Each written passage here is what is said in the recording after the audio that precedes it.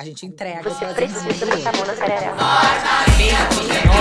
Eu botei a mão e depois foi de mim. Dá a manutenção. Senta direito, garota.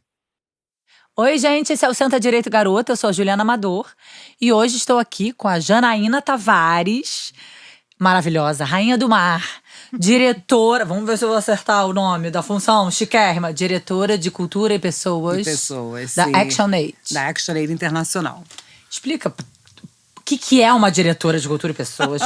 Conta da ActionAid pra gente, conta tudo, quero saber tudo de você, Jana. Então, eu sou a Janaína, né? Mãe da Maria Eduarda, da Madu Nader, como ela é conhecida na escola. Ai, adorei Madu Nader. Minha pequena diva. E, na verdade, pessoas e cultura, né? É uma área de recursos humanos, só que ela olha mais para a área organizacional e cultura da organização. Então, nós trabalhamos muito como que as equipes estão atuando na parte da cultura da organização. E também tem muito a ver com a questão de saúde mental, questão de work-life balance, se você está conseguindo realmente separar trabalho da vida pessoal. Como é que a gente consegue… Você cuida dos funcionários da organização? Todos os funcionários. Eu tenho uma equipe que sou eu e mais 5. A minha equipe está espalhada pelo mundo. Eu tenho 2 pessoas na África. Eu acho que… Explica um pouquinho o que é a ActionAid, né? Sim, a ActionAid. A ActionAid é uma organização internacional. Ela foi fundada em 1978, se eu não me engano, na Inglaterra. E hoje o escritório dela foi transferido para Joanesburgo. Ela foi a primeira organização do terceiro setor internacional a transferir as suas operações para a África, para o Global South, que nós chamamos, né? E a ActionAid, ela está em Joanesburgo desde 2010. E nós atuamos em 45 países. No Brasil, nós temos um escritório. Nós temos em torno de 25 projetos parceiros aqui no Brasil. E como é que a ActionAid funciona? A ActionAid, você pode apadrinhar uma criança, né, que você doa um valor mensal, e aquela doação, ela não vai diretamente para a criança, mas sim para a comunidade onde a criança vive, para poder desenvolver projetos para a criança e para a família da criança que está ali. Então, aqui no Rio, nós atuamos com a Rede da Maré e temos vários projetos no Norte, Nordeste e em São Paulo. E hoje a ActionAid, o foco dela é tentar melhorar a situação das pessoas que, infelizmente, são invisíveis para os governos em qualquer lugar do mundo, né? E a ActionAid… Ela vive de doações? Ela vive de doações. De pessoas físicas? De pessoas físicas e pessoas jurídicas também. Tá. A ActionAid, na Europa, ela tem uma atuação muito forte com a Danida, que é do governo da Dinamarca, com a União Europeia, com vários projetos do governo da Inglaterra. Então, ela tem essas doações e ela vai desenvolvendo esses projetos, que o mais forte hoje é na África. A África, eu acho que nós estamos presentes na maioria dos países. Que bom, né? A Inglaterra estava devendo algumas coisas bastante. Bem gigantescas para… Bastante. Então, eu acho que também é por isso que a ActionAid sentiu na obrigação de… Uma reparação, mínima reparação. Porque você está atuando na África, né? E sua sede é na Inglaterra, eles começaram a ficar se perguntando isso, né? Tipo assim, por que a gente não passa sede para a África do Sul, começa a dar emprego para quem está na África do Sul, atuar na África do Sul mais forte. E aí, hoje nós temos um escritório na África do Sul, temos no Quênia também, que é outro escritório grande que a ActionAid tem na África, e em Nigéria, né, que são os 3 países que têm os maiores escritórios na África hoje. Mas aí como é que acontece na ActionAid? Eu trabalhava na ActionAid Brasil, atuei 12 anos aqui. Você começou no Brasil, aqui Comecei no Rio de Janeiro? Brasil, no Rio de Janeiro. Você é carioca? Eu sou carioquíssima. Filha de Iemanjá. Janaína, filha de Iemanjá. Da Penha.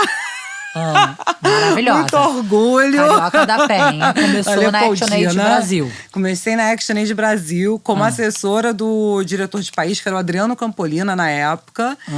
E o Adriano é uma pessoa bem interessante, sabe? Ele dá oportunidade para as pessoas. Eu acho isso muito bacana. Porque ele enxergou em mim uma potência para poder coordenar uma área de RH. Mas você entrou há muito tempo? Você tinha alguma formação? Como é que foi esse encontro com a Então, ActionAid Brasil? Como é que foi o encontro? A Janaína trabalhava com moda em Nova York. Gente, mas peraí, Janaína de Penha, filha de Iemanjá, já é correta. A Janaína já trabalhava com moda em Nova York. Foi diretora de eventos da DKNY durante muito tempo. Então Campolino também não teve tanta esperteza assim. Era óbvio que você era foda. Porque a Janaína teve o grande privilégio que meu pai era do Banco do Brasil. E ele foi transferido quando eu tinha 6 meses. Era uma bebê ainda. Você foi bebê? Fui bebê nos anos 70, para os Estados Unidos, para Nova York. Meu pai era head de auditoria, né, do Banco do Brasil. E morei minha vida quase toda em Nova York. Nova York foi minha base. Então, essa Penha aí... mas a Penha tá aqui. A mamãe tá lá. Sim, a Penha tá muito forte aqui. Nunca saiu do coração. Não, nunca saiu do coração. E aí, o que acontece? Eu voltei pro Brasil, fiz faculdade, me formei. Você fez faculdade aqui? Fiz faculdade aqui, porque meu pai se aposentou. Meu pai trabalhou 35 anos no Banco do Brasil. Então, a vida dele era o banco, né? E o sonho dele era voltar pro Brasil. Meu pai era flamenguista doente, mangueirense doente, sabe? Eu vinha com ele todo ano para desfilar na Mangueira, desde pequena. Então, assim, é uma paixão muito grande, né? E ele era o típico carioca, né? Eu adorava, tinha carteirinha do buraco quente da Mangueira, foi sócio proprietário do Flamengo desde o início. Então, assim, era aquele carioca. Então, sofria, né? Morando em Nova York. Sofria muito. E aí voltamos, quando ele se aposentou. E eu fiz faculdade aqui, estudei na Gama Filho, lá em Piedade. Quando eu estava para me formar, eu fiz uma prova para trainee para o Bank of America. Só que eu achava que eu ia ficar aqui. Mas como eu tinha cidadania, eles me mandaram para Miami, que foi um desastre.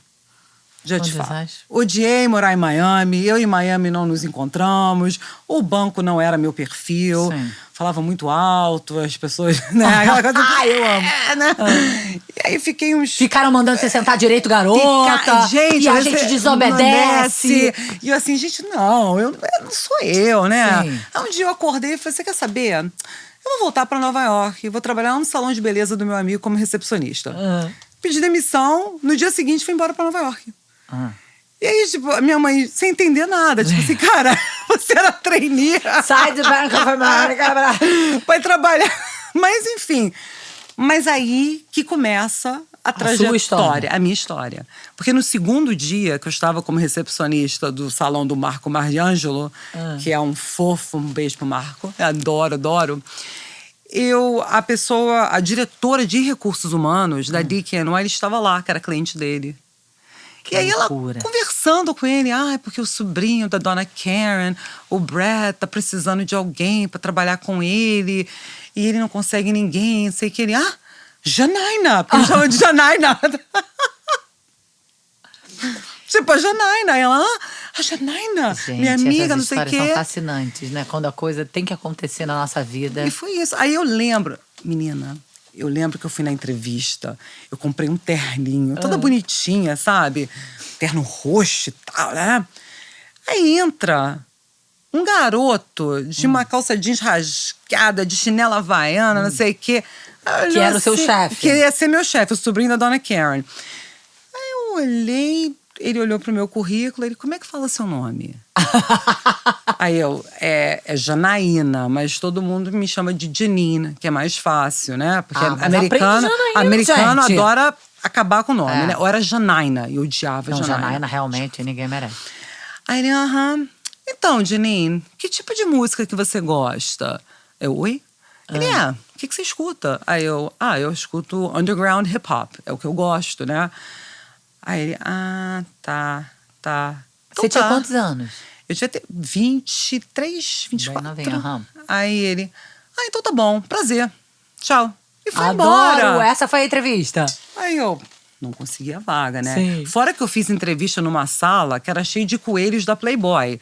Porque ele é dono da Briefly Stated. E a Briefly Stated que faz essas roupas do Bob Esponja, dos Simpsons, da Playboy. Então eu ficava assim, meu Deus, que tanto coelho é esse da Playboy que nessa sala? Umas cuecas, sabe, pendurada. Eu falei assim, que é isso? Aí a menina me explicou qual era a linha de trabalho deles, né? E acabou, fui embora. Aí ela ainda queria, sabe, aquele celular aquele tijolão, tal, sei o quê, na Motorola. Eu tô entrando no metrô, ali na 34. Aí a menina do RH, olha, ele te adorou, você começa segunda-feira. Oi? Como é que o cara me adorou? O cara me fez nem duas perguntas. Maravilhoso. E assim, comecei trabalhando com o Brad, né? Eu ajudava a coordenar os eventos do Briefly Stated, ajudava a coordenar a vida do Brad, né? Que o Brad tinha uma vida muito enrolada. Ele era jovem? Quando? Eu tô com 46, ele tem 45. Ele é um ano Vocês mais eram novo do tipo, que eu. é. Não, era Brotheragem. Brother, né? Ah. E ele, assim, uma figuraça. E aí, um dia, o Brad acorda e ele recebe uma proposta para vender a empresa e a Donna Karen também junto, que era tudo no mesmo grupo, né? Eles foram comprados por uma empresa chamada Li & Fung, que é a maior empresa da Ásia. E o Brad virou o maior, assim, naquele ano, ele foi o milionário mais novo dos Estados Unidos. Mais ou menos isso. E aí o Brad falou assim, Janine... E Brad era legal? Brad era o máximo. Jura? Brad merece, então. O Brad merece, porque o Brad é aquele cara, quando a gente ia pra Vegas, porque em Vegas eles têm uma feira chamada Magic Show, que acontece em fevereiro e agosto. Todo mundo queria ficar perto do Brad. Ah, é? Porque ele dava Brad chip de tinha $1.000. Ah, Brad distribuía dinheiro. Mas Brad era legal? Não, era. Tem um apresentador que tá gagá que também distribuía dinheiro aqui. Eu Mas... sei quem é. Não, ele não é aquele apresentador, não. Porque o Brad era um cara que andava de skate dentro do escritório, te incentivava Sim. a andar. Era animado. Não era abusivo com você, Brad? Não era abusivo. Tá. Era um pouco... Não era abusivo, mas achava que Buenos Aires era a capital do Brasil. Sim. Eu tive que dar uma... Cismava que eu não era brasileira. Um pouquinho que, na verdade... racista. Não, que eu era... Não, ele achava que eu era porto-riquenha. É. Então. Porque, aí eu... Mas ele gente, é americano, né? Não, Tá, é americano. É o típico americano. É, americano. Típico. Que não, é muito... Né? Aqui tá meu quadrado e eu fico no meu quadrado. Só consegue olhar... Mas faz dinheiro pra caramba, né? faz muito dinheiro, ele tá lá, enfim. Mas aí o Brad falou assim, cara, eu não quero mais trabalhar, né? Pra quê, né? Vou vender a empresa. E aí venderam a empresa. Aí venderam a empresa e eu fui pra DKNY, que o Brad me indicou pra vaga primeiro de coordenadora de eventos. Se desmembrou de Brad. Todo mundo, né? Porque o Brad foi embora. O Brad foi andar de... Ele comprou... Cadê Brad? O Brad tá lá em Long Island. Brad tem que patrocinar a Senta Direito Garota pra reparação histórica. O Brad tá com mulheres. Ele compete em corrida de Fórmula 1, nem Fórmula 1, sei lá, alguma fórmula aí. Ele tá lá, o Brad tá lá. Agora ele tá com uma... Curtindo a vida doidado, Brad. Ele fez uma linha de maquiagem orgânica, mas não deu muito certo, porque o Brad não é um cara muito certo pra isso. Mas Bom, ele tá Brad lá. não usa maquiagem ou usa maquiagem? Não usa. Mas ele tem 8 filhos, né? Então, assim, eu acho que... são 8 Brad filhos, fez sendo que ele bastante tem 2 filho. casais de gêmeos.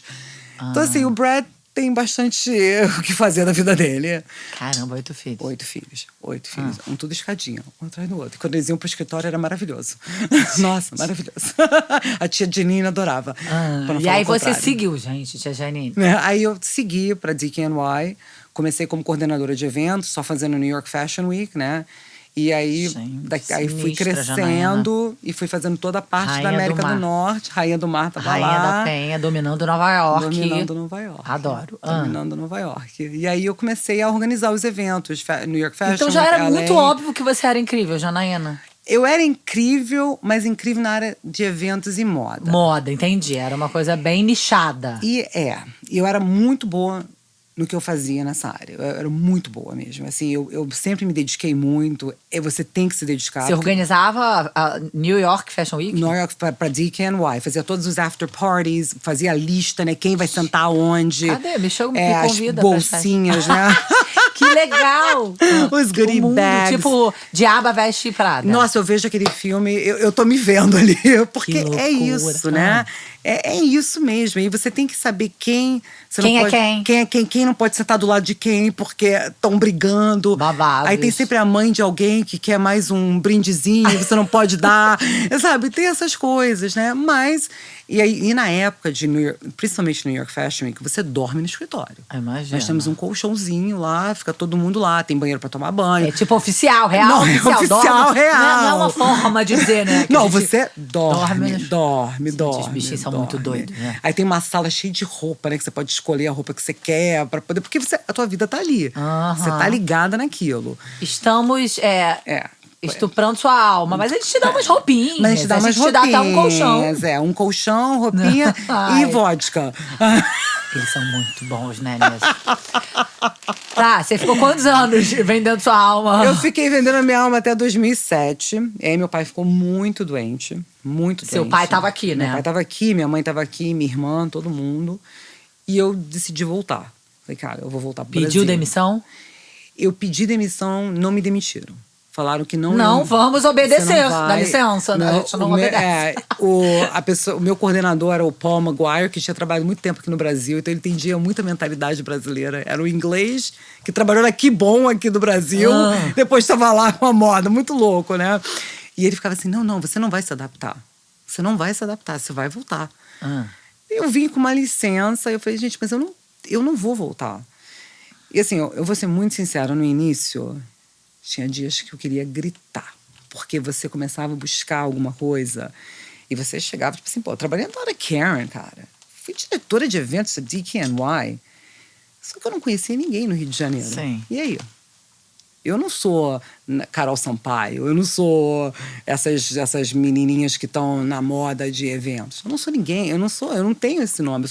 Eu sou a Janaína Tavares. Você é bastante coisa. Mas eu bastante não tinha o conhecimento, porque eu Sim, nunca trabalhei aqui. Exatamente. Você só eu não dava tinha... aula de inglês quando eu trabalhava aqui. Você não tinha nenhum conhecimento no mercado brasileiro. Nenhum conhecimento. Nenhum QI, que a gente sabe que o Brasil funciona que muito. É muito forte. E eu comecei a ficar muito decepcionada. Eu falei, gente, eu ia nas entrevistas... Mas você voltou basicamente também pra ficar perto do seu pai? Eu voltei pra ficar com meu pai. Ou você tava de saco cheio também dos Estados Unidos? Não. Eu adoro Nova York. É. Nova York, pra mim, é a minha segunda casa. Eu adoro Nova York. Eu entendo a maneira como Nova Yorkino é. Eu gosto, assim... Eu gosto daquela... Eu sou muito urbana. Então, você quer me enlouquecer, é me mandar... pra um lugarzinho Filha que eu vou de Iemanjá urbana. Tipo assim, vai lá pro meio do Nojinho de mato. areia. Eu quero prédios. Gente, eu amo Nova York. Adoro. E eu morava na ilha. Então, assim... gente, eu tinha a vida que eu pedia a Deus. Eu entrava em tudo que era boate, todo mundo me conhecia. Não, com certeza. Sou super Imagina da noite. você... Eu funciono muito bem à noite, na madrugada. Então, assim, pra mim tudo tava E encaixando. o quê? 30 anos na noite nova-iorquina? Na noite nova-iorquina, gente. Você, assim, não tem que Deve ter enfrentar sido bem fila, legal. Ai, meu Deus. Então, assim, umas coisas assim que a gente gostava. Sim, mas curtiu bastante. Curti Foi muito, bem legal. Curti muito. Mas quando eu voltei, eu fiquei muito decepcionada. Primeiro que você vai nas entrevistas e ninguém te dá retorno. Mas, assim, eu acho que assim, profissionalmente é um baque, né? Muito. Pra você que foi praticamente formada com outro tipo de... É muito foi difícil. muito difícil. Eu fiquei 6 meses procurando e não achava nada. Aí eu me inscrevi num site, aí, mandei o currículo e tal. Aí me ligaram que tinha uma vaga para ser assessora numa multinacional. Precisava de uma pessoa que falasse inglês fluente, porque o CEO não falava e ele estava tendo muita dificuldade. Aí fui trabalhar nessa multinacional e comecei a pegar algumas coisas de recursos humanos, vendo ali, sabe? E comecei a me interessar. Falei assim, nossa, que bacana, né? Você, em RH, dependendo do RH, você pode mudar a vida de alguém. É verdade. Aí eu falei assim, gente, eu acho que vamos focar nisso. Eu comecei a fazer um curso, fui fazer uma pós. Aí tinha algumas coisas que eu fazia lá no escritório, porque o escritório era aqui no Rio, mas a sede era em São Paulo. Então o RH ficava entre Rio, fábrica na Avenida Brasil e São Paulo. Mas você não foi morar em São Paulo? Não fui morar em São Paulo. Aí fiquei trabalhando, pegando algumas coisas e tal. Mas eu também via muitas coisas erradas. E teve um episódio que isso me marcou muito. Tinha um diretor que tinha o grupinho dele, né? Que era o clube do Bolinha, vamos dizer assim. Só os machos que ficavam ali em volta dele. E tinha uma vaga. E tinha uma menina que trabalhava do meu lado. E ela era a melhor pessoa pra vaga. Ela tava ali. Ultra habilitada. Super. Provavelmente melhor do que o diretor. Era ela. Aí eles meio que falaram que estavam pensando nela e tudo. Aí chamaram ela na sala e falaram assim, olha, infelizmente, você não vai conseguir essa vaga. Por mais que você seja a pessoa qualificada para a vaga, nós vamos dar para o fulano, porque a esposa dele acabou de ter filho, e mulher tem que ficar em casa tomando conta do filho, ele precisa ganhar um aumento para a esposa dele não ter que trabalhar e tomar conta do filho. E aquilo para mim, eu falei assim, cara, que Zé, que RH é esse que deixa isso acontecer? Aí que eu botei, aí foi a decisão que eu tomei. Falei, eu vou me especializar em RH e eu vou ser a melhor gestora de RH que qualquer empresa vai ter. E foi ali que eu comecei. Aí engravidei, tirei a licença maternidade. Quando eu voltei, eles estavam fechando. Você ainda trabalhava para eles? Trabalhava para eles. Eles estavam fechando o escritório aqui, me ofereceram ir para a fábrica, que era lá em Barros Filho, se eu não me engano, ou para São Paulo. Eu não quis nenhum dos dois. Eu falei, não, eu já estava cansada do lugar também, eu quero ser demitida e eu vou trilhar um outro caminho. E aí foi na véspera do carnaval. Aí mandei o meu currículo para uma vaga. Mas você tava com a filha bebê? Filha bebê, 7 meses já. Madu 7 meses, Madu lá, 7 meses e tudo. Você foi cuidar de filha. Fui cuidar da minha filha. Babaca, me demite, que eu agora vou cuidar de filho, não é isso que mulher faz? Mas isso é forte, não, né? Isso é um você absurdo, isso né? é a violência que a gente passa. E essa menina aí, ela... Mas assim, olha só que louco, assim, pra voltar pra ponto dessa menina, eu nem tenho mais contato com ela. Ela achou isso normal. Sim, natural. Natural. E eu fiquei assim, não, isso não é... Mas são violências, microviolências, que não são tão micros assim, né? Eu fiquei assim, são já institucionalizadas, naturalizadas. E o RH ali, na mesma sala, apoiando essa fala. É muito. E aí eu falei, gente, eu vou mudar esse jogo. Vou mudar esse jogo. Pela experiência que eu tive buscando emprego, que ninguém me dava retorno. Sim. E pelo que eu tô vivendo aqui. Isso aqui era um setor muito carente no Brasil. É isso.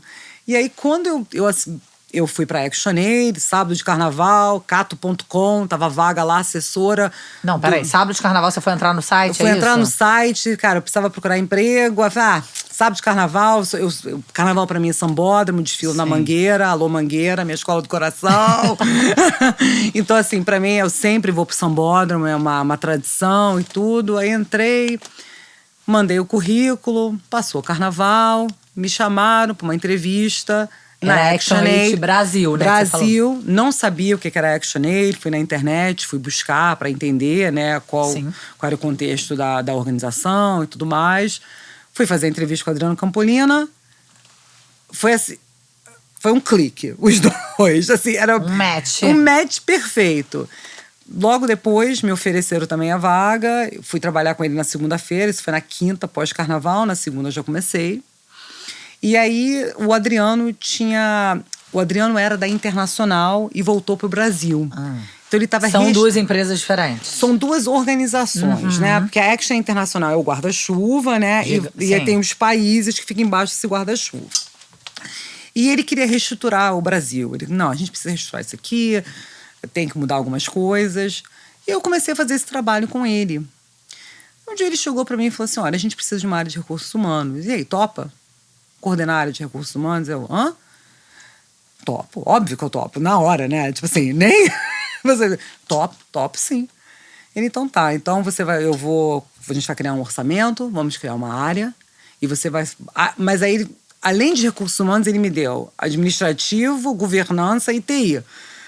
Aí eu vamos lá, eu consigo. Eu sou Janaína, cara, eu vou conseguir. E aí eu fui montar a equipe. Que não tinha equipe, né? Ele virou pra mim e falou assim, olha, você tem um orçamento aqui, você pode buscar pessoas de fora. Eu falei, eu não quero buscar ninguém não, né? Eu quero o Patrick, que é o boy, e eu quero na época era a Ana Silva, e o Carlos, que ainda era assistente. Eu quero eles. Ele, mas por quê? Porque o Patrick tem potencial. E ele quer crescer na vida. Então a gente vai investir nele. Então tá. Aí montamos essa equipe. Aí depois veio a Rosa Gabriele, que era Serviços Gerais. Passamos ela para recepção. E hoje ela faz toda a parte de benefícios da ActionAid. Maravilhoso. E aí você descobriu que era possível fazer a revolução política, econômica e social. O Patrick é o novo coordenador de RH da ActionAid Brasil. Ele ficou no meu lugar. Que massa. O Carlos é coordenador de TI. O Yuri, que era estagiário, hoje é analista de TI. Então, olha só que bacana. Sim. Então, ali eu comecei a ver que, gente, é só querer. É só querer. Por que a gente não dá oportunidade para pessoas que estão aqui internamente? Porque quantas vezes, nesses fóruns de RH, eu escuto, eu fico lendo lá. Só pode ser se for de uma tal faculdade. tem que ter inglês fluente, mas nós abraçamos a diversidade. Cara, aí eu ficava perguntando aos gestores lá na ActionAid, quando vinham com as vagas em inglês fluente, mas essa pessoa vai usar o inglês? Ou só vai ficar ali usando oi, tchau, escrever um e-mail que pode botar, de repente, no Google Tradutor? Sim. Qual é a necessidade do inglês? Por que tem que ser fluente? Pois é. Porque a gente sabe que aqui no Brasil né, a exigência do inglês fluente já é um marcador. É um marcador. Aí ficava todo mundo... Por que a gente não pode trazer uma pessoa que tem um inglês básico, fecha um convênio com um curso de inglês e investe naquela pessoa? Sim. Tem tantas possibilidades, né? E aí eu fui trabalhando isso, porque eu não queria que as pessoas passassem pelo que eu passei. É igual quando você envia um currículo. Todo currículo recebe uma resposta. Tem que receber uma resposta dentro da equipe.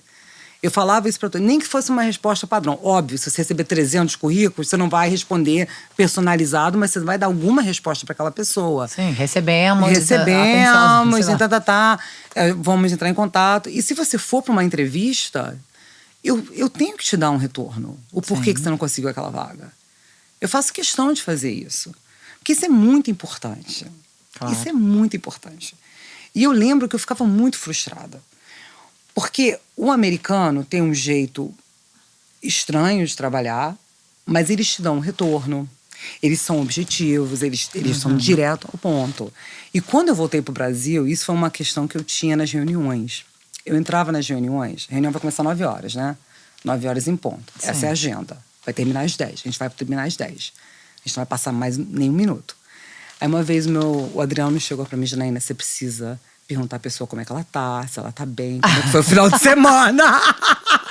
Você entrava já porque é o estilo, né, americano, né? Uhum. Mas a reunião só tem 1 hora, tem uma pauta, são 60 minutos. Ele, não, mas pode passar um pouco e tudo. A flexibilidade. Mas é aquela coisa muito enraizada, americano, né? A maneira como o americano trabalha, né? Até no mundo da moda é assim. Sim, perfeccionista. E essa coisa do horário, né? Perfeito, tudo perfeito. Tem tudo uma... Mas aí as coisas foram fluindo. Você foi trazendo o que você tem de bom da Penha e trazendo o que você tem de bom de Nova York. De Nova York.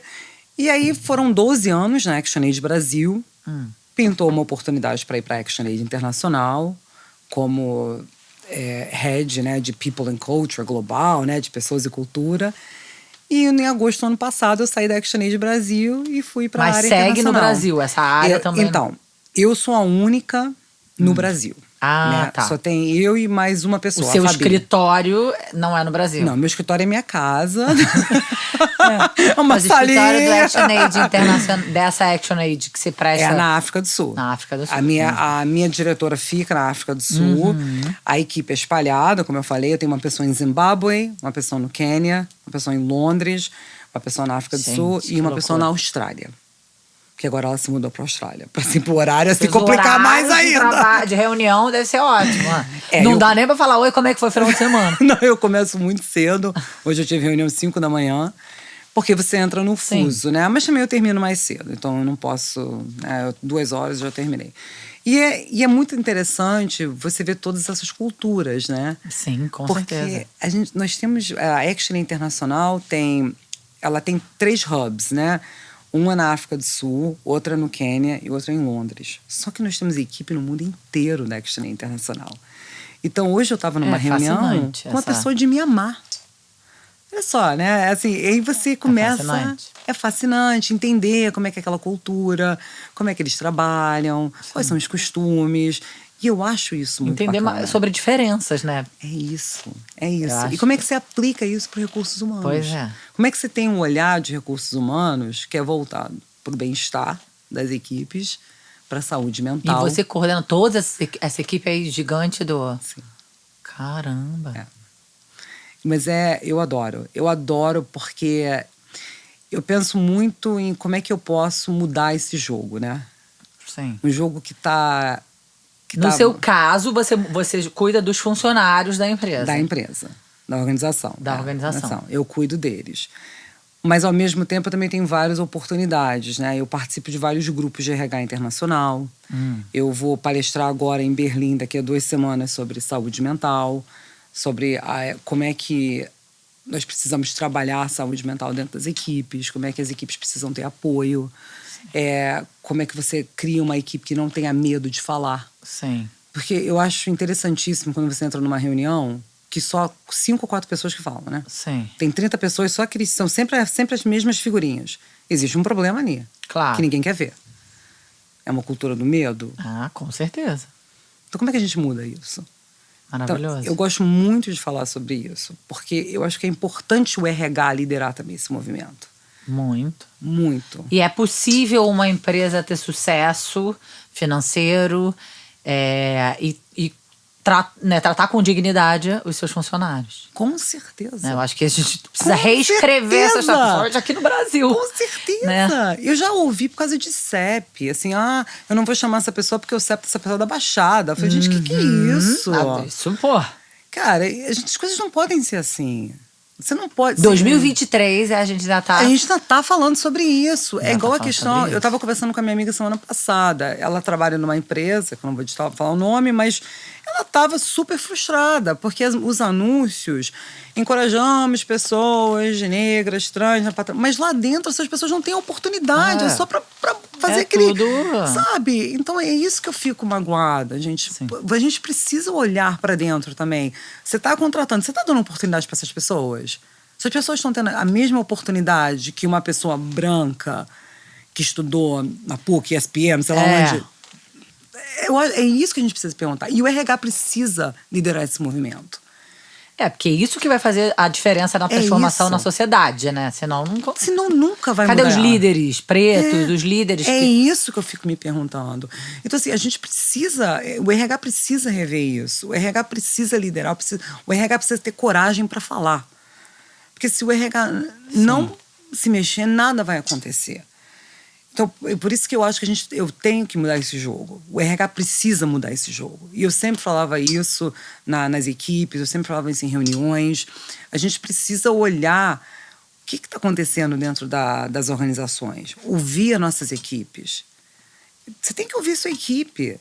Para ouvir aquela pessoa. Conversa com aquela pessoa. Não é só saber o nome da pessoa e dar bom dia. Não é só isso, não. É sentar e conversar, entender. Não é uma vez por ano sentar com a pessoa e dar um feedback.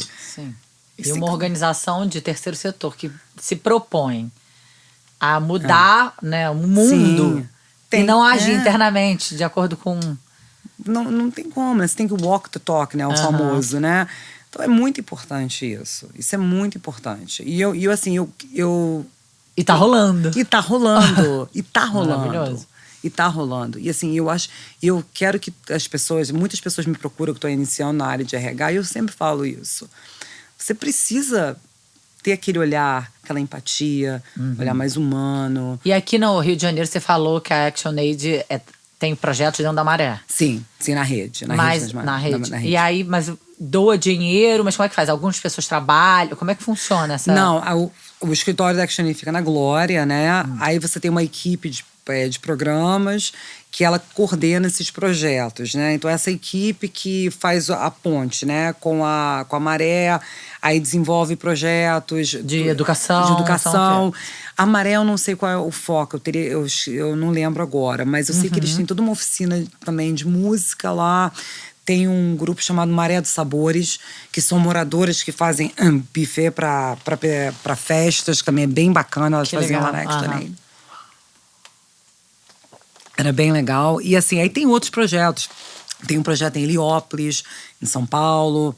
Antigamente também tinha aqui na Cidade de Deus, acho que não tem mais. Mas os projetos da ActionAid são muito interessantes. São muito interessantes. E infelizmente você precisa de ActionAid na vida dessas pessoas, né? Porque são invisíveis. De várias ActionAid, de várias ActionAid. Porque as pessoas são invisíveis para o governo, né? É igual lá nos Estados Unidos, né? Nos Estados Unidos eu atuo muito com a questão de imigração. Isso, então, assim, vamos falar disso. Isso para mim, desde nova, né? Minha mãe quando nós morávamos lá, minha mãe dava aula, né, de inglês, ela era voluntária para brasileiros que tinham acabado de chegar e tudo. E eu sempre via aquilo, tipo assim, nossa... Eu perguntava pra minha mãe, mas por que eles têm tanto medo, né? Minha mãe, porque eles estão numa situação diferente da nossa. Eles são ilegais. Eles são ilegais, nós somos privilegiados. Sim. Nós temos visto, né? Viemos pra cá pra uma outra condição. E aquilo ali ficou muito presente pra mim. Então, quando eu voltei, quando eu fui pro Bank of America, enfim, aí depois fui pra Nova York, eu comecei a me aproximar mais dos projetos de imigração. Desde essa época, então, você já... Desde essa época, muito forte nisso. E aí eu tenho um grande amigo que é haitiano e uma grande amiga que é dominicana. E nós montamos era o nosso voluntariado, numa igreja em Newark. Que Newark você fez a sua organização. Eu fiz a minha organização. A mini organização. Minha mini organização. Célula. Toda terça-feira nós ficamos numa igreja ajudando pessoas que acabaram de chegar, explicando, né? Que naquela época você poderia, né, em New Jersey, em Nova York, matricular seu filho, não precisa mostrar teu status migratório, pode levar seu filho no hospital, explicando tudo quais isso. eram os direitos mínimos que eles tinham. Porque eles não tinham noção. Então a gente ficava nessa igreja toda terça-feira, de 5 às 11, né? E a gente ajudava a comunidade brasileira, haitiana, dominicana, e quem estava ali, a gente estava ajudando. E aí eu fui me envolvendo mais. Aí fui fazer um curso dentro da imigração para traduzir, né? Aí quando um brasileiro, ele ia ser deportado, eles me chamavam, eu ia lá traduzir, eu explicava quais eram os direitos. Aí tinha uma lista de advogados que eles poderiam entrar em contato para poder ajudar, né, com todo o processo. Nunca assina nada, sabe o que você está assinando e tudo.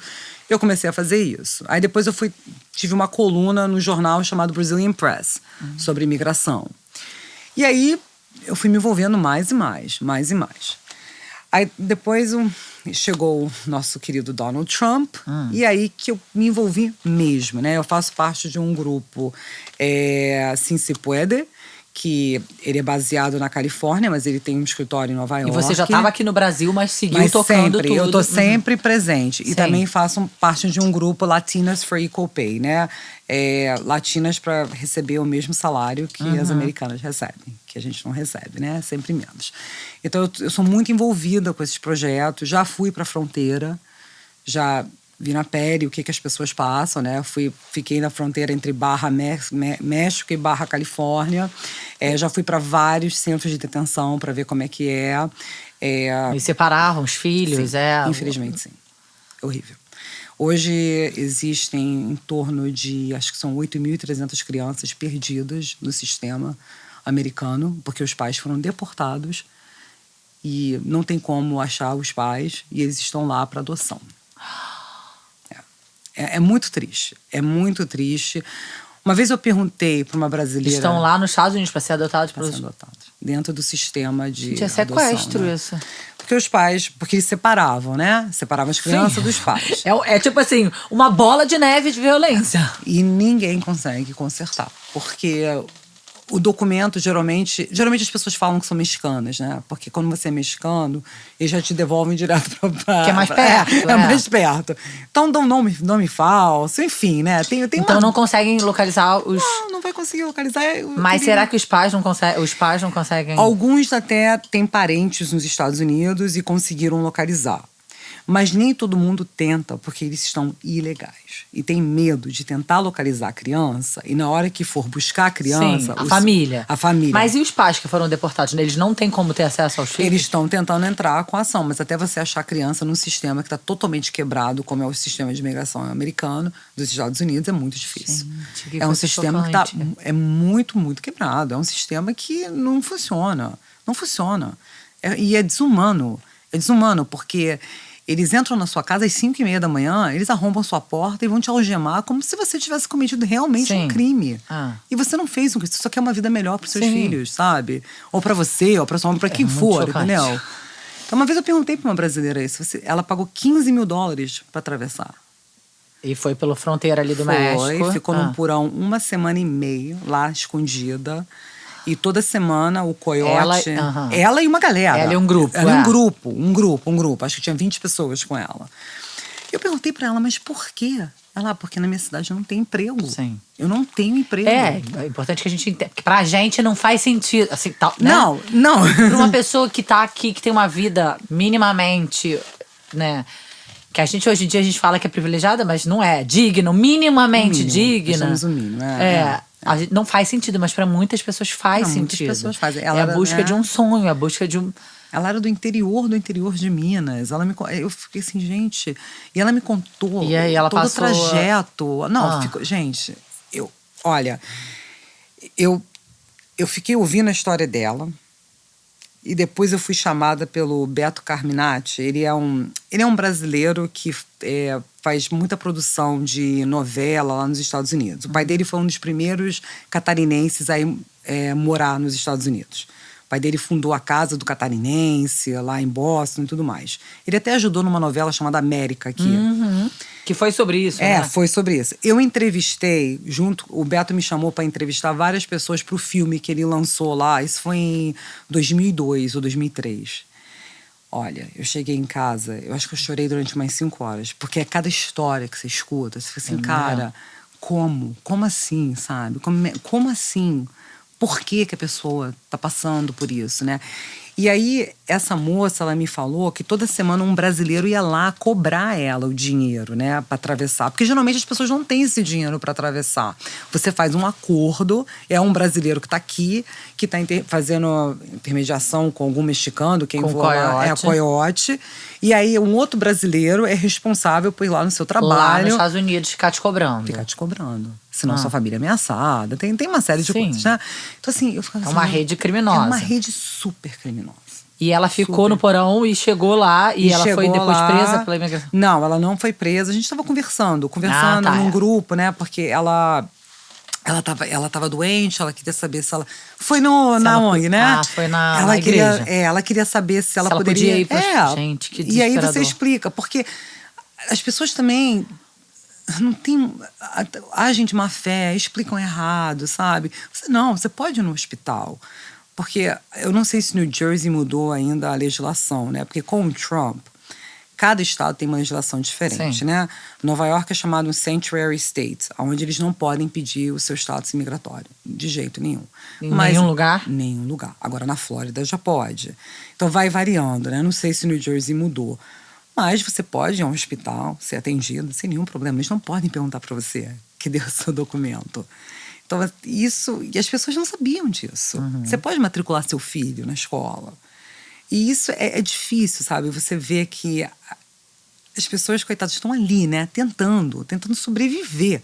É sobreviver. É sobrevivência total. E é muito triste. Então, assim, aí eu faço parte desse grupo, né? Nós agora estamos com... Mas a ActionAid não tem nada a ver com essa coisa da imigração. Sou eu, Janaína, né? Eu sempre... A sua organização internacional. É a minha organização internacional. Janaína, Rainha do Mar. Não, porque você tem que ajudar. Sim. Porque se você não se movimentar... Gente, você precisa se movimentar. E eu tenho vários embates com brasileiros que estão lá, que acham que não tem. Eu falei, gente, a gente tem que ajudar. Você não é... Eles não te consideram. Tá achando que você é quem na fila do pão de Nova York, minha filha? Gente, você é brasileiro. Você é igualzinho. E meu pai sempre falava isso pra gente. Maravilhoso. Meu pai falava assim, olha, vocês podem falar igual Nova Yorkina. Ele ficava imitando a gente falando. Mas vocês são brasileiras. Nunca esqueçam disso. Nunca esqueçam de onde é o seu país. A sua cultura. Sim. Tanto que a gente só falava português dentro de casa, né? Meu pai proibia o inglês. A gente não podia falar inglês de jeito nenhum dentro de casa. Nem eu, nem minha irmã. Então era sempre para não perder essa conexão. Claro. Porque os meus primos, o meu tio, ele mora nos Estados Unidos desde 69. Ele foi para lá durante a ditadura, né? E eles, meu Deus, eles conversando em português é um horror, é um show de horrores. Porque nunca fizeram questão de falar em casa. Então é uma mistura de inglês com espanhol, com português. Aí meu pai disse, não vai ser igual a Kátia, que é minha prima. Você não vai ser igual a Kátia, de jeito nenhum, não sei o quê. Então assim, é importante. E é importante você trabalhar com a comunidade brasileira e todas as outras comunidades também. Sim. Ajudar, dar algum caminho para eles, né? Tentar arrumar um lugar para morar, roupas, né? Casaco de inverno, que as pessoas acabam levando muita coisa. Como é que você consegue? Mas você conseguia entrar nesses centros de detenções? Sim, por causa do grupo que nós fazemos parte, né? E aí eu fui em 2, eu fui na fronteira, né? Acompanhei um projeto na fronteira e foi muito pesado. Imagina. Muito pesado, muito pesado. Mas eu precisava, porque eu tinha que ver o que estava acontecendo e para poder também entender como é que eu poderia apoiar melhor, né? Porque você escuta as histórias, mas se você não está ali para ver, é mais difícil, né? É muito mais difícil. Então, e a grande maioria que trabalha no ICE, né, que é o sistema de imigração dos Estados Unidos, são descendentes de porto-riquenhos, são asiáticos, são mexicanos. Então, assim, e estão deportando, né?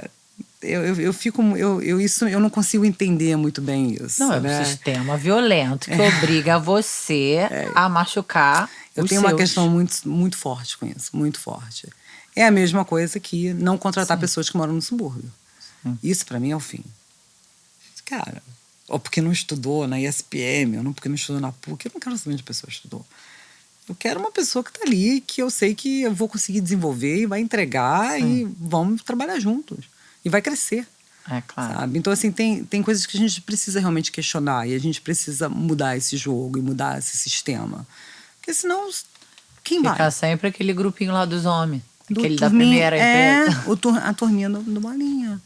Aí você Clube do fica, Bolinha dos- fica ali, né? Que não Aquelas deve valer piadinhas. uma de nós. Aquelas piadinhas.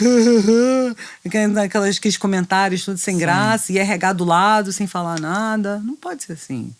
RH tem que chamar atenção. Fala, não, vem cá. Uma vez na ActionAid, a gente está falando agora minha mente voou aqui. Nós fizemos uma campanha, era sobre assédio. E aí você tinha que imprimir uma frase que você já ouviu na rua, mulher. Que era uma frase ligada a assédio. Aí nós fizemos um mural. Eu nunca vou esquecer. Que foi no dia da reunião do conselho. E foi no dia que eu montei o mural. Era cada frase. Aí teve uma pessoa da equipe, ele me chamou num canto e falou assim, Janaína, eu tô me sentindo muito mal. Que eu falei todas Eu essas. falei a grande maioria dessas. Eu falo isso.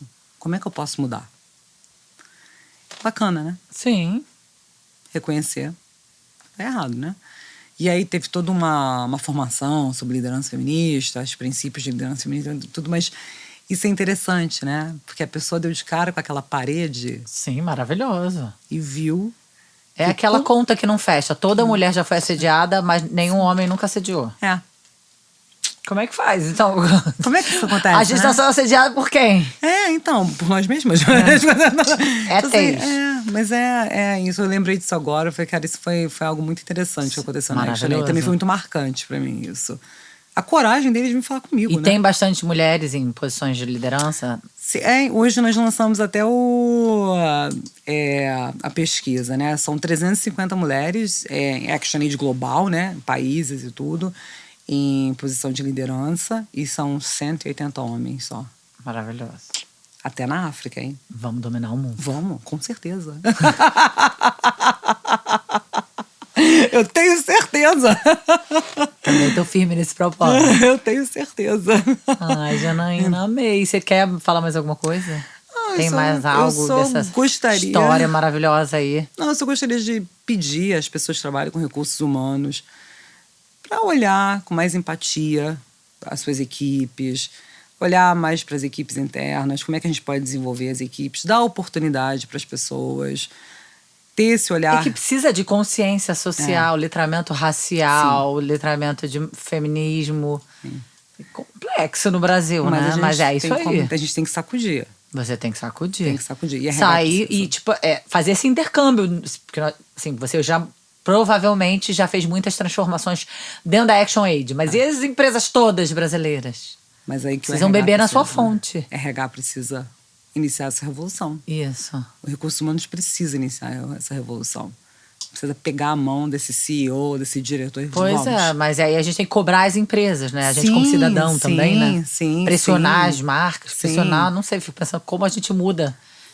E até acho que até eu fui mudando, né? Conforme, né? As coisas foram acontecendo e eu fui mudando e eu fui buscando também para entender, né? De repente uma realidade que eu tenho é diferente da realidade de uma pessoa aqui do meu lado, etc. Então, assim, como é que a gente também tem que buscar, né? Então é importante isso. É muito importante entender o outro, né? Sim. Acho que nem sempre a gente quer entender. Então tenta entender o outro, tenta entender o que está acontecendo. Acho que isso também é importante, super importante. Senta, escuta, conversa, pergunta, né? Acho Humanizar as relações de que trabalho, é isso, né? Eu tive uma professora que ela detestava essa expressão liderança humanizada. Mas, gente, a gente precisa... Isso já tem que ser uma coisa... mas A gente não é humano, né? Mas- Sim, mas é igual direitos humanos, né? Assim, precisamos falar de direitos humanos até agora. Isso, é. Mais que nunca. Então, como é que a gente cria essas lideranças É igual o parto humanizadas? humanizado, também tem os mesmos tabus, as mesmas histórias. ela Não ficava precisa desse assim. nome. Não é tão óbvio. Deveria ser óbvio, mas não é. Toda aula falava isso, gente, eu acho um absurdo. A gente tem que falar isso mais, infelizmente. Pô, mas precisamos. gente, até outro dia a gente, né, mantinha. Continuamos com relações trabalhistas abusivas, trabalho de Demais. pessoas escravizadas. Então, assim, Demais. aqui no Brasil a gente está engatinhando. Estamos, mas eu... Então, obrigada pelo seu trabalho, Vamos parabéns. revolucionar. Tomara que todo mundo te ouça, aprenda com você. Vamos revolucionar obrigada. juntas. Muito obrigada Conte pelo comigo. convite. Eu adorei. Eu amei te conhecer, amei saber a sua história. Obrigada. Parabéns. Muito obrigada. Beijo, gente. Quer falar mais alguma coisa, Jana? Axé, muito axé pra todos nós. Axé. Beijo. Beijos.